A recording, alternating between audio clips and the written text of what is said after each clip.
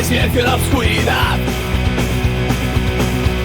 el crujir de algo mientras no ves.